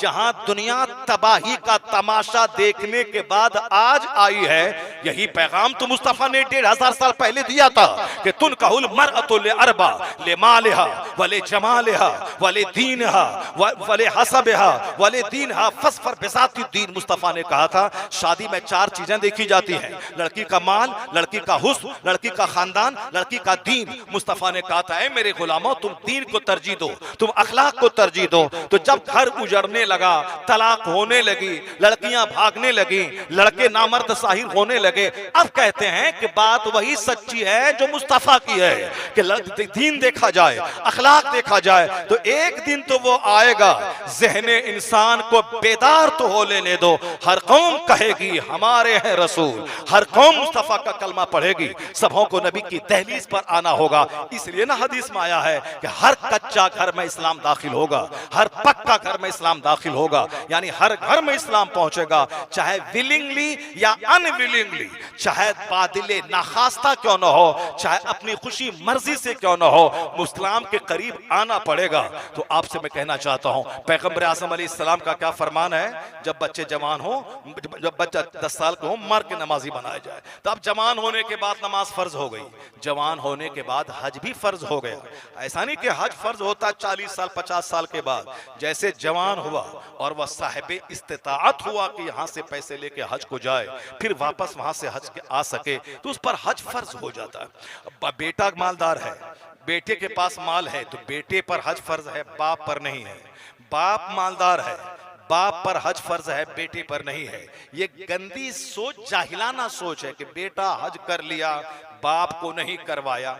बेटे के पास माल है, बेटा जवान हो गया, उसकी कंपनी अलग है, उसकी फैक्ट्री अलग है, उसका कारोबार अलग है, तो बेटा अपना नमाज, बेटा अपना नमाज अलग पढ़े, बेटा अपनी नमाज अलग पढ़े, बेटा रोजा अपना अलग रखे, बेटा अपना हज करे, उस पर अलग नमाज फर्ज है, उस पर ज़कात फर्ज है, उस पर रोजा फर्ज है। ऐसा नहीं कि बाप पहले रोजा रखे तब बेटा रखेगा, बाप नमाज पढ़े तब बेटा नमाज पढ़ेगा। नमाज हर आकिल बालिग जवान मर्द औरत पर नमाज फर्ज है, रोजा फर्ज है, हर साहिब इस्तिताअत पर हज फर्ज है और हर साहिब माल पर ज़कात फर्ज है। मसला मालूम न होने की वजह से समाज में गलत धारणा है कि पहले बाप हज करे फिर बेटा हज करे, पहले माँ को हज करवाए फिर बेटा हज करे। हाँ, ये आला दर्जा है। अगर अल्लाह ने आपको पैसे दिया है तो माँ को भी साथ ले लें, अपने बाप को भी साथ ले लें और हज को जाएं। लेकिन अगर इतना ही पैसा है कि जिससे फर्ज अदा हो सके, तो सबसे पहले वो जो मालिक निसाब, जो साहिब इस्तिताअत है, जिसके पास माल है, वो अपना फर्ज अदा करे। अगर वो नहीं किया, सिर्फ बाप को भेज दिया, तो वो गुनहगार रहेगा उस वक्त तक जब तक कि वो हज अपना फर्ज अदा ना करे। जैसे कुर्बानी का मसला है, जो साहिब निसाब है उस पर कुर्बानी वाजिब है, लेकिन लोग क्या कहते हैं, साहब पिछली बार माँ के नाम से दिया था, इस बार अपनी बीवी के नाम से दे देते हैं, पिछली बार अपनी बीवी के नाम से दिया था, इस बार अपने मरहूम बाप के नाम से देते हैं। इसका मतलब है कि साहब कुर्बानी देना है, गोश्त खाना है, किसी के नाम से देते रहें।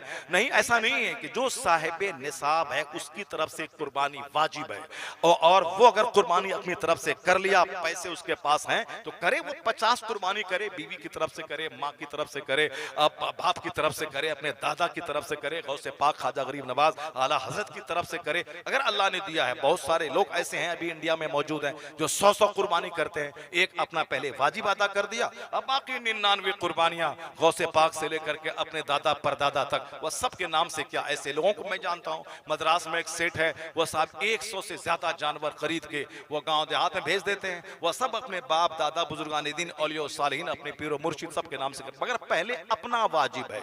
अपना छोड़कर अगर बीवी के नाम से किया तो वो अपना वाजिब न अदा होने की वजह से वह मुजरिम और गुनहगार ही रहा। इसलिए ये नजरिया रखें कि जिसके पास माल है उस पर हज फर्ज है।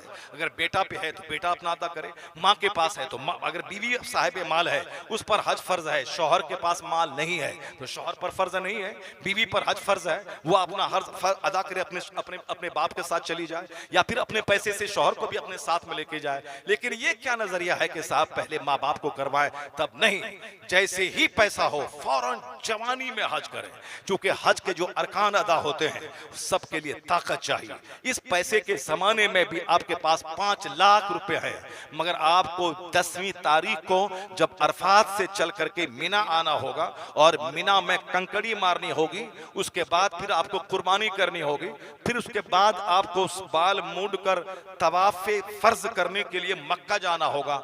पैसे की मौजूदगी में टैक्सी नहीं मिलेगी आपको, पैसे की मौजूदगी में खाना नहीं मिलेगा आपको। इस जमाने में भी लोग उस वक्त 3 दिनों के लिए सत्तू बांध के ले जाते हैं, क्योंकि साहब माल कम आता है। वहां 40 लाख हुज्जाज किराम मौजूद है मीना में, सबों को खुराक चाहिए, खुराक की एक खेप आई बस फौरन खत्म, वहां सामान आया फौरन खत्म। अब वहां लोग भूख, आज भी भूख है जो आज से 1200 साल पहले थी, जो आज भी वही सफर की तकलीफें हैं जो आज से 1200 साल पहले थी। इसका मतलब है कि उसके लिए जवान हाजी होना चाहिए, ताकि पैदल चलना पड़े। बस पे चलेंगे तो 8 घंटे लगेंगे मीना से अरफा जाने में, और अरफा से वापस आने में। जवान है तो 1 घंटे में पहुंच जाइए। तो ताकतवर आदमी ही हज करता है, वरना बेशुमार बूढ़े लोग गया हज किया, सिर्फ वो पासपोर्ट बना, पैसा है, जाके मक्का मदीना का फोटो देख लिया और देख करके वो घर आ गए। और कब कोई फर्ज छोड़ा, कोई वाजिब छोड़ा, ये रुकन छोड़ा, और सारी जिंदगी रोते हुए आगे। बाज रुकन ऐसा है कि अगर वो अदा नहीं किया तो सारी जिंदगी उसकी बीवी उसके लिए हलाल नहीं होगी, जब तक कि वह दोबारा जाकर के उस रुकन को वो अदा नहीं करे। मगर बहुत सारे लोग जहालत की वजह से छोड़ देते, यहां तक कि बस पैसा हुआ, पासपोर्ट दिया, हज के चला गया, लब्बैक तक याद रही है। जब आप दिमागी तौर पर पहले प्रिपेयर हो जाए, मुझको हज करना है और हज के तमाम उसूल और ज़वाबित को सीखना है, बाज़ाब्ता उसके लिए 5 मिनट 10 मिनट रोजाना अपने इमाम साहब को टाइम दे दे, उससे सीखें, सीख के जाएं, फिर सब अरकान मुनासिब वक्त पर करें, कायदे से करें। जब वहां से लौटेंगे आप तो मालूम है उस बशारत आई है, मन हज वलम यरफुस वलम यफसुक राजा का यौमिन वलदत उम्मु।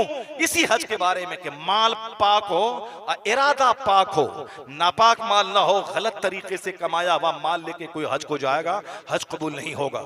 अगर नीयत यह है कि हज हो ना हो, मगर दुनिया वाला जान जाए कि मैं हाजी हो गया, हाजी होने जा रहा हूं, लोग मुझे हाजी के नाम से पुकारें, 50 गाड़ी आगे पीछे माले के साथ एयरपोर्ट मुझको लोग सी ऑफ करने जाएं, फिर वहां से लेने के लिए आए, साहब ये करें, ऐसा नहीं है। जो इरादा गलत हुआ तो फौरन आप लब्बैक कहते हैं तो फयुनादी मुनादी मिनस समा, आसमान से एक फरिश्ता आवाज लगाता है, ला लब्बैक, तेरा लब्बैक कबूल नहीं है, ज़ाद का हरामुन व हज का मरदूदुन, तेरा सफर का खर्चा हराम का है और तेरे हज को रद्द कर दिया गया। जो पाक इरादा दुनिया जाने ना जाने, फर्ज है हज, मुझको फर्ज अदा करने जाना है, फर्ज अदा करने जाना है, कोई जाने ना जाने। नमाज फर्ज है, रोजाना 5 टाइम मस्जिद जाता हूँ, कौन सा माला पहन के जाता हूँ, कौन सा इस्तेकबाल करके, जबकि हज से बड़ा फर्ज है नमाज। हज तो जिंदगी में एक बार फर्ज है, नमाज तो रोजाना मरते दम तक 5 बार फर्ज है। मगर यहाँ कौन सा माला है? हज फर्ज हुआ, फौरी बंदा निकल जाए, रोता हुआ निकल जाए, एक भागा हुआ गुलाम सुलह करने के लिए अपने मालिक के पास जा रहा है, वह माला वाला पहन के न जाए बल्कि आंसुओं के साए में चला जाए, वहां जाके रोए और गिड़गिड़ाए, मालिक मैं मुजरिम हूं, मुझको माफ कर दे, मैं भागा हुआ था, अब मैं सुलह करने आया हूं, मुझको अब नेकी की तौफीक दे दे। इस तरह रोने से फुर्सत न मिलेगी कि 50 माला पहन के अब 50 जानवर ज़बह करके 50 गांव के लोगों को खिलाना है। जो नापाक इरादे से, नापाक माल से हज को जाता है, लब्बैक कहता है तो फरिश्ता कहता है ला लब्बैक वला सादैक ज़ाद का हरामुन व हज का मरदूदुन। जो पाक माल पाक इरादे से चला और जैसे ही लब्बैक अल्लाहुम्मा लब्बैक ला शरीक लक लब्बैक इन्नल हम्द व निअमत लक वल मुल्क ला शरीक लक पढ़ा, फयुनादी मुनादी मिनस समा, एक आवाज लगाने वाला आवाज लगाता है कि जाओ जाओ, तेरा हज कबूल है, तेरा सादे सफर हलाल का है और तेरा हज मबरूर है, और हज मबरूर का बदला सिर्फ जन्नत है। हज मकबूल, जो हज कबूल हो जाए उसका बदला सिर्फ जन्नत। उसके गुनाह नहीं देखे जाएंगे कि खरबों गुनाह है, अरबों गुनाह है, महासंख्यों गुनाह है, नहीं, वो तो हमारे समाज की जाहिलाना सोच है कि 900 चूहा खा के बिल्ली हज को चली। एक तो वक्त पे हज अदा नहीं करना है, जवानी में हज करना था तो मर्द ने जब पांव कब्र में लटका हुआ हो तो हज को जाना है, और वहां से बरकतें क्या, वहां से बेशुमार आंसू लेके आ जाना है, और साहब नहुसत लेके आ जाना है, अरकान छोड़ के आ जाना है, और सारी जिंदगी उसी मायूसियत में जीना है। एक तो हज है, जब हज करते नहीं है, और जो बेचारा हज करने के लिए जा रहा है समाज वाला उसको जीने नहीं देता है, अब उस पर हज फर्ज था वो अदा किया नहीं, वो हज करने जा रहा बोलता है 900 चूहा खा के बिल्ली हज को चली। कितनी गलत सोच है। इस हदीस पाक को पढ़िए, 50 बार पढ़िए। हुजूर क्या कहते हैं, जिसने हज किया, हज के दरमियान कोई रिफ्स और फिस्क नहीं किया, कोई गंदा बुरा काम नहीं किया, लड़ाई झगड़ा नहीं किया, वो हज करने के बाद ऐसे लौटता है जैसे आज ही माँ के पेट से पैदा हुआ हो। सारे गुनाह उसके धुल जाते हैं, आज ही वह माँ के पेट से पैदा हुआ हो, अगर अल्लाह ताला 900 चूहा छोड़िए, अगर 900 करोड़ चूहा खा के कोई चला जाए और अल्लाह ताला सबको माफ कर दे, तो आपका क्या बिगड़ता है? आपका क्या जा रहा है? आपके पेट में दर्द क्यों हो रहा है? 900 करोड़ चूहा खा के जाए और अल्लाह ताला सबको माफ कर दे, तो आपका क्या जाता है? होना तो ये चाहिए था, आप ये कहें चलो अब तक ये मुजरिम था, कहीं अब तो सुधर जाए, अब तो हज की बरकतें इनको नसीब हो जाए, जाओ जाओ हज मुबारक हो, तेरा हज अल्लाह कबूल करे, तू अपने लिए, तेरे लिए मैं दुआ करता हूं, मेरे लिए तुम वहां दुआ करना, और हम दुआ करें कि अल्लाह इसका हज कबूल कर ले, इसके सारे गुनाहों को माफ कर दे, इनको जन्नती बना दे, और वो वहां काबा के पास दुआ करेगा आपके लिए कि जो भाई मुझको सी ऑफ करने आया, जो भाई मुझको सलाम करने आया, जो भाई 10 रुपए मुझको नजराने दिया, जो भाई मेरे गले में माला डाला, जो भाई मेरे साथ जुलूस में चल के 10 कदम चला, जो मुझको रवाना करने एयरपोर्ट तक पहुंचा, ए अल्लाह मेरे उन सारे मुसलमान भाइयों को हाजी बना दे, उसे नमाजी बना दे, उसके गुनाहों को मिटा दे। तो आप इनके लिए दुआ करेंगे, इनका हज कबूल होगा, तब इनकी दुआ आप सबों के हक में कबूल हो जाएगी। यही इस्लाम सिखाता है कि मुरीद अपने पीर के लिए दुआ करे कि या अल्लाह मेरे पीर का ईमान सलामत रहे, या अल्लाह मेरे पीर का तकवा सलामत रहे, या अल्लाह मेरे पीर का ईमान मरते वक्त खतरे में ना पड़े, या अल्लाह मेरे पीर की सारी इबादतों को कबूल फरमा ले, उसकी सारी रियासतें कबूल फरमा ले, उसके सारे ज़ुहद को कबूल फरमा ले, उन्होंने जो तिलावत की, इबादत की, जिक्र किया, अज़कार का, दुरूद पढ़े, से कबूल फरमा ले। आप उनके लिए दुआ करें, जब उनकी सारी बातें कबूल हो जाएंगी, फिर वो दुआ करेंगे आपके लिए कि या अल्लाह मेरे मुरीदों को बख्श दे, या अल्लाह मेरे मुरीदों को बख्श दे, मेरे मुरीदों को जन्नत दे दे। तो पहले आपकी दुआ के वह मोहताज है, फिर आप उनकी दुआ के मोहताज हैं। इसी से कारोबार चलता है। यहाँ कन्फर्मली कोई जन्नत का ठेका किसी को नहीं देता है। हजरत उमर फारूक रज़ी अल्लाह तआला अन्हु उम्रा के लिए जा रहे हैं मक्का शरीफ, हुजूर के पास मिलने के लिए आ गए, कहा सरकार मैं उम्रा के लिए जा रहा हूँ। तो पैगंबर आजम जो जाने ईमान, रूहे ईमान, कंजे ईमान है, जो सरापा इस्लाम है, अल्लाह की सरता बकदम शान है, ये इंसान नहीं इंसान, वो इंसान है ये। कुरान तो ईमान बताता है इन्हें, ईमान ये कहता है मेरी जान है ये। वह जाने ईमान मुस्तफ़ा वो क्या कहते हैं उमर फारूक आजम से? कहते हैं ए भाई उमर, तुम अपनी दुआ में मुझे भी याद रखना, तुम अपनी दुआ में मुझे भी याद रखना। क्या हुजूर दुआ के मोहताज थे उमर के? नहीं, ये पैगाम क़यामत तक के गुलामों को मुस्तफ़ा ने दिया कि जब कोई पाकीज़ा जगह जाए जहां दुआएं कबूल होती है, हरम से बढ़कर दुआ कबूल कहाँ होगी? मस्जिद नबवी में दुआ कबूल ना होगी तो कहाँ होगी? तवाफ़ काबा करते हुए दुआ कबूल ना होगी तो कहाँ होगी? वह मिना, मुज़दलिफ़ा, अरफात, मकाम मुस्तजाब, मकाम मुस्तजार, उस जगह दुआ कबूल ना होगी तो कहाँ होगी?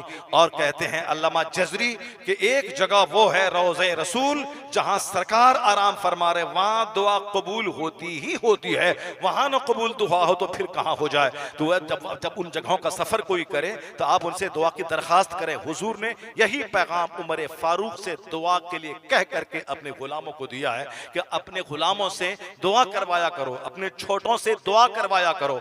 बाप अपने बेटों से कहे कि बेटे मेरे लाल मेरे लिए दुआ करना, उस्ताद अपने शागिर्द से कहे कि तुम मेरे हक में दुआ करना, पीर अपने मुरीद से कहे कि तुम मेरे हक में दुआ करना। यही पैगाम मुस्तफ़ा ने उमर फारूक से दुआ की दरखास्त करके यही पैगाम देना चाहा है। कहे उमर फारूक कहते हैं इस जुमले से मुझको इतनी खुशी हुई, सारी जिंदगी इस जुमले की मिठास को मैं सीने में महसूस करता रहा कि मेरे पैगंबर ने मुझसे कहा उमर अपनी दुआ में मुझे याद रखना। इसलिए हरमैन शरीफैन का जो सफर होता है इंतहाई मुबारक सफर होता है।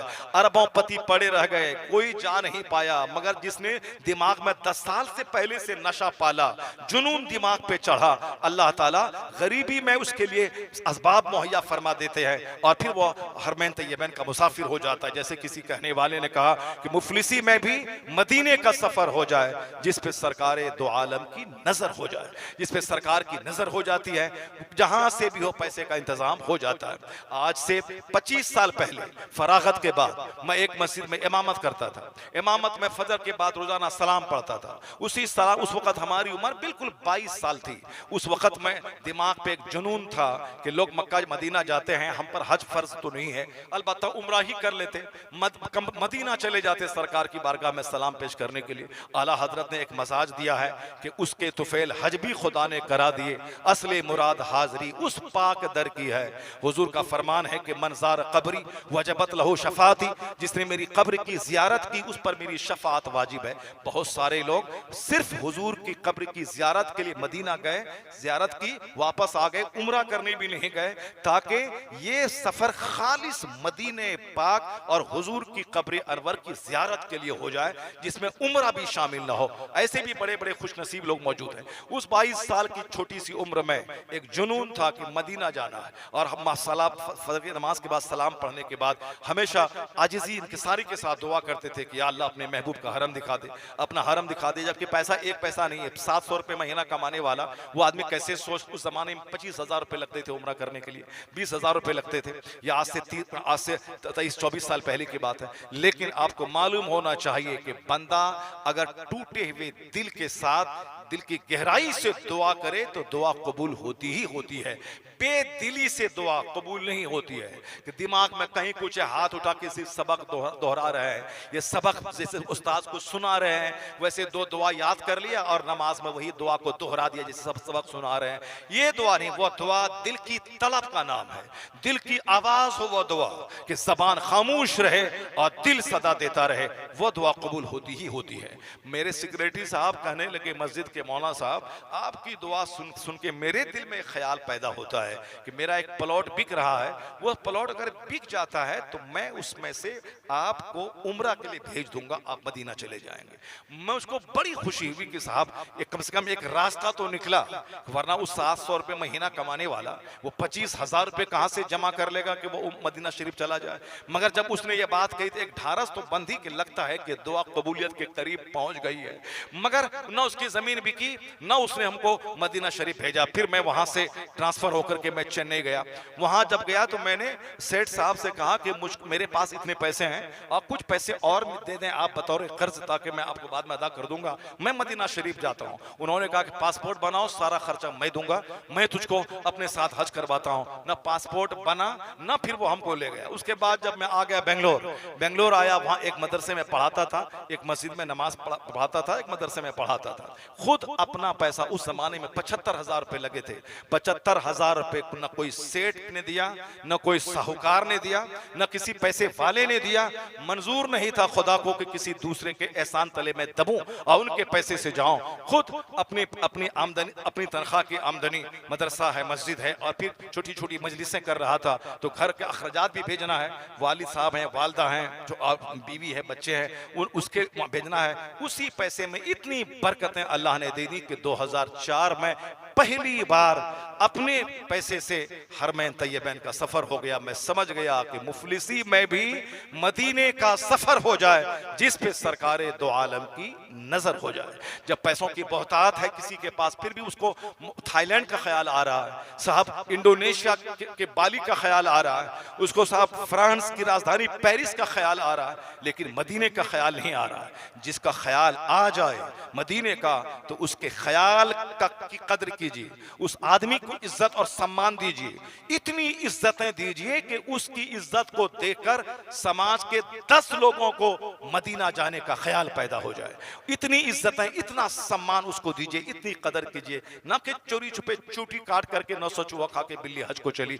ये एक गलत और बातिल नजरिया मत पेश कीजिए, किसी को तकलीफ मत पहुंचाइए, बल्कि आप उनको प्रोत्साहित कीजिए ताकि दूसरे।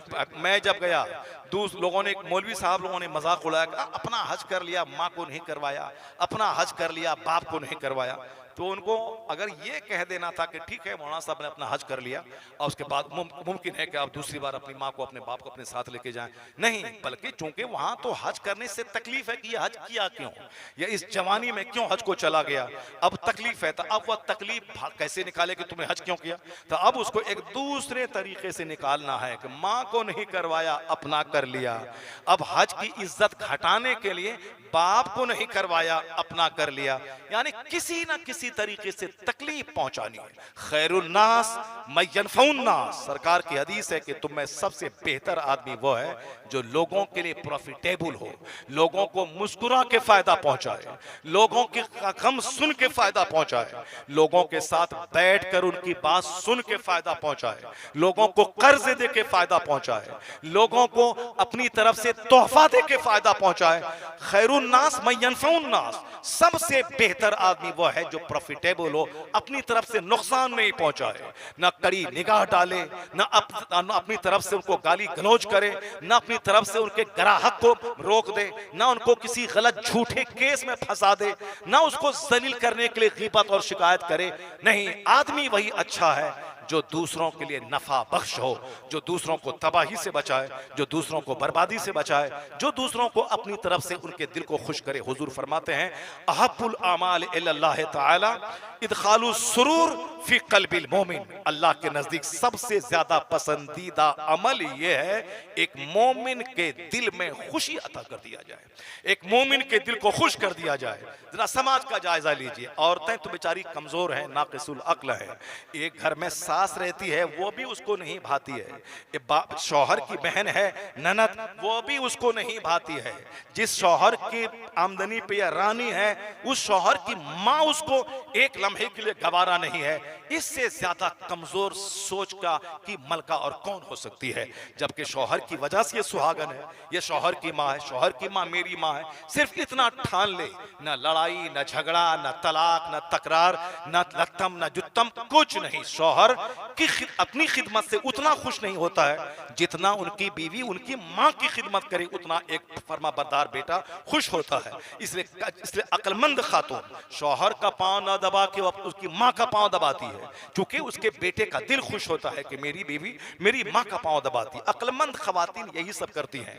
अक्लमंद खवातीन शौहर की माँ अपनी सास को अपने फेवर में कर लेती है। अगर उनका बेटा उनको मारना चाहता है तो माँ बीच में आ जाती है, खबरदार एक तमाचा मारा तो दो तमाचा मैं मारूंगी तुझे।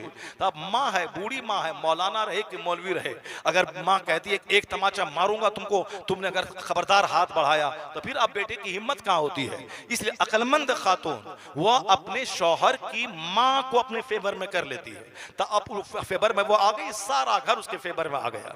यानी अब उनका छोटा भाई जो देवर है वो भी, ननद है वो भी, अगर किसी ने कुछ बोला तो अब ये सबको डांटती है। लेकिन 99% खवातीन इस मामले में फिसल जाती हैं, कमजोर होती हैं। सिर्फ लड़ाई है तो सिर्फ सास से लड़ाई है, सास से लड़ाई हुई तो अब ननद उसकी नहीं है, ननद से लड़ाई, अब सास से लड़ाई के मतलब देवर उसका जो बेटा है उससे लड़ाई, सास से लड़ाई के मतलब शौहर भले बीवी है बच्चा है मजबूरी साथ में रहता मगर दिल कभी खुश न होगा अगर उसकी माँ को तकलीफ पहुंचाए। तो अक्लमंद खवातीन वो होती हैं जो अपने शौहर की बीवी, अपने शौहर की माँ और उसकी बहन उसके भाई की कदर करती है, मगर अक्सर इस मामले में फेल हो जाती हैं। दुश्मनी, एक घर में रहना है, दुश्मनी करना है, गीबत करना है, 24 घंटे गीबत का माहौल, जिसकी वजह से गैस्ट्रिक की बीमारी, जिसकी वजह से ब्रेन हेमरेज की बीमारी, जिसकी वजह से गठिया और जोड़ जोड़ का दर्द, जिसकी वजह से साहब कुछ बीमारी नहीं तो बिल्कुल एक डिप्रेशन का मर्ज है, डिप्रेशन के मर्ज में चलेगी। औरतें ज्यादातर डिप्रेशन में जी रही हैं आजकल,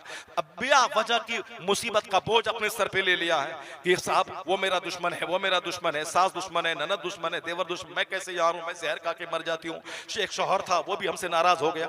ये सब उसका अपना किया हुआ है, बिल्कुल खुश रहे। मैंने अभी एक तकरीर में कहा था कि जब देखो कि शौहर तेरा नहीं, बीवी सास तेरी नहीं, ननद तेरी नहीं, तो जब कोई तेरी नहीं है तो फिर तुम सबसे रिश्ता नाता तोड़ के खुदा का हो जा। 5 वक्त नमाज पढ़, मुसल्ले पे बैठ के तिलावत कर, रब्बे करीम की बारगाह में तहज्जुद के वक्त में उठ के दुआ कर।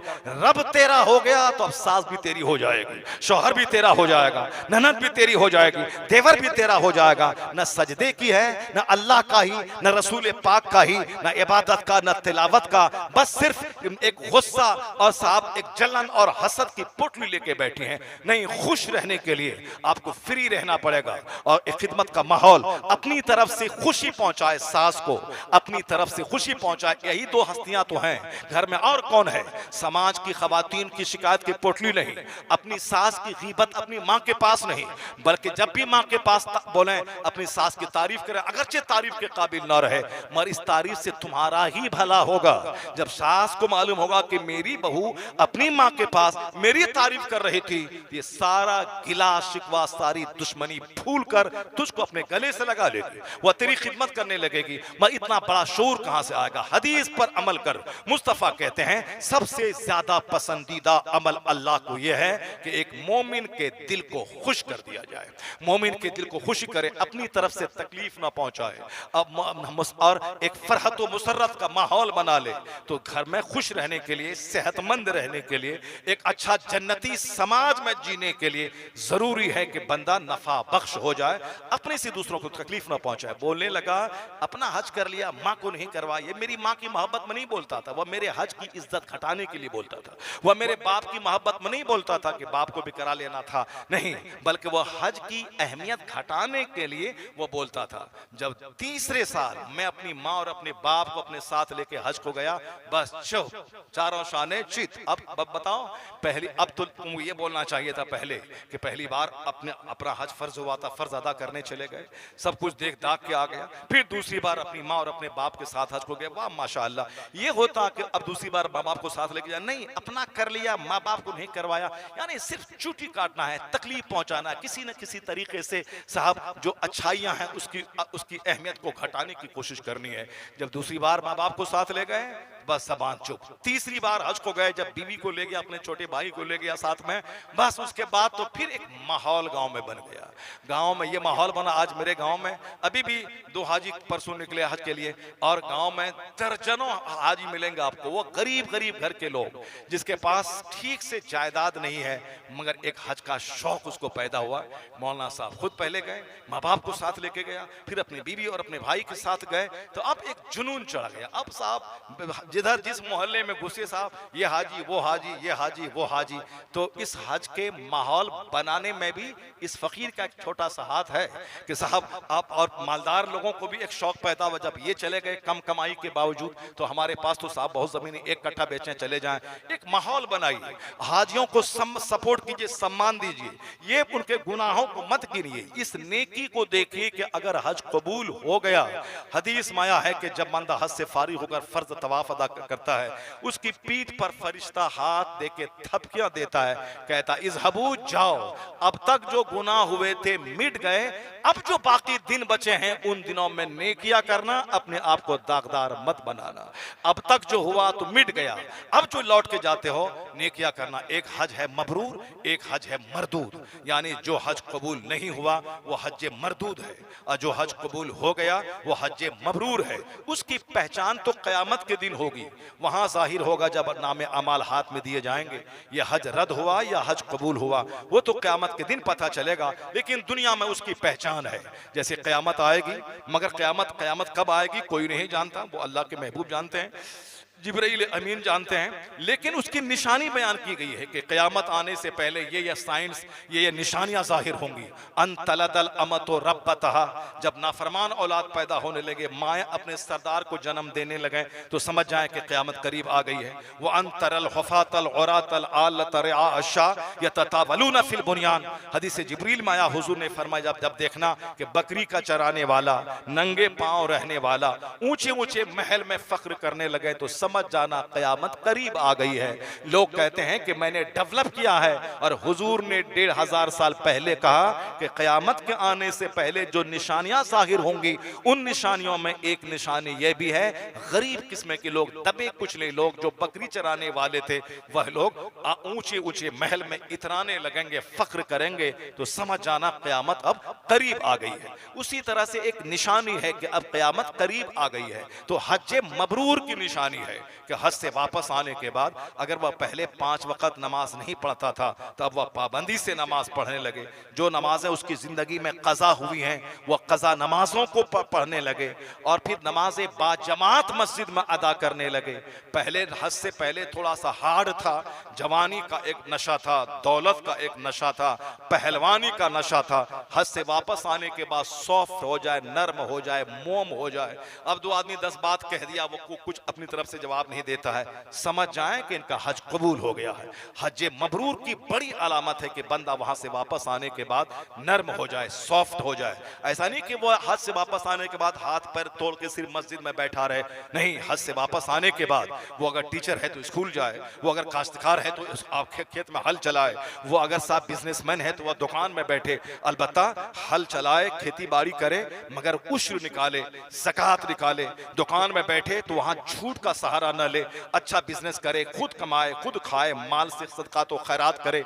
अगर 1 करोड़ है तो 2.5 लाख ज़कात निकाले ताकि 10 गरीबों का भला हो जाएगा। वरना जो पैसा नहीं रहेगा, नहीं जिसके पास रहेगा वो खुद मोहताज दूसरों के पास हाथ फैलाएगा। कोई सऊदी अरब से आया उसके सामने हाथ फैलाएगा। इसलिए हज से वापस आने के बाद जो एक तस्वुर गांव देहात में है कि वापसी के बाद बंदा कुछ ना करे, दरवाजे पर बैठा रहे, ये गलत तस्वुर है। जिस तरह 900 चूहा खाने वाला गलत तस्वुर है, उसी तरह ये भी एक गलत तस्वुर है कि हज से वापस आने के बाद वो चुपचाप बैठा रहे, मौत का इंतजार करे। नहीं, हज से वापस आने के बाद वह गुनाह नहीं करे, गुनाह नहीं करे, उसके बाद बिजनेस करे, अगर मजदूर है तो मजदूरी करे, हल चल खेती बाड़ी करता है तो खेती बाड़ी करे, वो साहब पैसा कमाए। अगर हलाल तरीके से ज्यादा पैसा कमाना चाह रहा है उसको हरीस नहीं कहेंगे। हरीस और लालची वो है जो नमाजें छोड़ के पैसा कमाए, जो झूठ बोल के पैसा कमाए।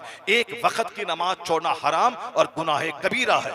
हज से पहले भी नमाज फर्ज थी, हज से वापस आने के बाद भी नमाज फर्ज है। लेकिन अगर हज से वापस आने के बाद कोई नमाज नहीं पढ़ रहा है तो समझ लें कि इसका हज रद्द हो गया है। क्योंकि हज तो आदमी को बदल देता है, हज तो अंदर से सॉफ्ट और दीनदार बना देता है। तो पैसा भी गया, टाइम भी 40 दिन का गया और रिजल्ट हाथ में 0 आया। हज मबरूर की निशानी है कि वो पहले से बड़ा नमाजी हो जाए, सॉफ्ट और नर्म हो जाए, हलाल तरीके से पैसा कमा के सदका तो खैरात करने वाला बन जाए और आखिरत का मुसाफिर बन जाए। चूंकि वो एहराम बांध के गया है, शैतान को कंकड़ी मार के तमाम डिजायर से, तमाम विशेष, तमाम तमन्नाओं को पांव के नीचे दफन कर दिया है। और वहां से वापस आने के बाद अब वह शैतानी ख्वाहिशात के पीछे ना पड़े और ज्यादा दुनियावी लज्जात के पीछे पड़ के इबादतों को पसे पुश्त ना डाल दे, बल्कि जमात का पाबंद, मस्जिदों का पाबंद, तिलावत का पाबंद, सलाम करने में पहल करने लगे। समाज में लोग बोले ये तो बदल गया, अब चलता फिरता जन्नती अगर किसी को देखना है इसको देख लिया जाए। हज मरदूद की निशानी है। वहां से वापस आने के बाद नमाज छोड़ने लगे, वहां से वापस आने के बाद मगरूर हो जाएगा, तुम क्या करेगा, मैं तुम मक्का से आ गया, ये मौलाना क्या जानने गया मस्जिद का, ये तुम 500 का 5000 महीना कमाने वाला, ये क्या हज करेगा, हम हज करके आ गए। तो अब हज करके आ गए, वहां मक्का मदीना की बिल्डिंग देख करके आ गए, लेकिन ये बता दे कि नमाज में कितना फर्ज है ये तुमने सीखा, वजू में कितने फराइज है तुमने सीखा। तो और वो इमाम तुमसे लाखों करोड़ों गुना बेहतर है जो कुरान हदीस को जानता है, जो नमाज के फराइज वाजिबात को जानता है। इसलिए आलिम दीन का जो मकाम है वो अपनी जगह है, वो नाइबे पैगंबर है। आप 50 हज कर लें, आप हाजी हैं, नाइबे पैगंबर वो होता है। तो जो हज मबरूर की पहचान है कि वो आलिमों की कदर करने वाला हो जाता है, चाहे नौजवान आलिम रहे उसको सम्मान देने वाला बनता है। और जिसका हज रद्द हो गया वो मस्जिद के इमाम के पीछे पड़ जाता है। वो नमाज पढ़ने के बाद मस्जिद से बाहर निकला, इमाम साहब की गीबत और बुराई बयान करना शुरू कर दिया। तो अक्सर जो निशानियां समाज में जाहिर होती हैं वह सबको मालूम है कि किस तरह की निशानियां जाहिर हो रही हैं।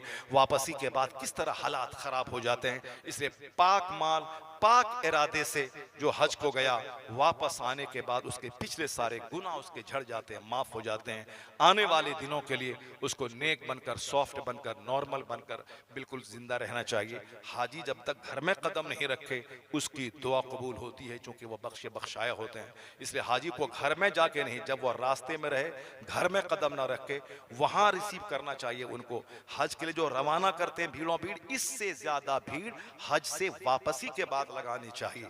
घर में दाखिल होने से पहले हाजी अपने लिए और जिसके लिए जो दुआ करे वह दुआ कबूल होती है। इसलिए हज से वापस आने के बाद हाजी से मुलाकात करने घर से बाहर जाइए, उनसे अपने लिए दुआ करवाइए, अपनी बख्शिश के लिए, अपनी जन्नत के लिए, अपने हरमैन तय्यबैन के सफर के लिए दुआ करवाइए। अल्लाह तबारक व तआला इस राह हरम कॉन्फ्रेंस को कबूल फरमाए और जो बातें दीन की, इस्लाम की मैंने आप तक पहुंचाई, अल्लाह ताला उस पर मुझे भी और आप सबों को और दुनिया के सारे मुसलमानों को उस पर अमल करने की तौफीक अता फरमाए। और जो हमारे हाजी साहब हज के लिए जा रहे हैं, अल्लाह ताला इनके हज को कबूल फरमाए और सारे अरकान को सही ढंग से अच्छे आलिम या अच्छे जानकार की निगरानी में रहकर अदा करने की तौफीक अता फरमाए। सही सलामती के साथ हज से वापस अपने अहलो अयाल में वापस आ जाने की अल्लाह इन्हें तौफीक अता फरमाए। फरमाए। आमीन।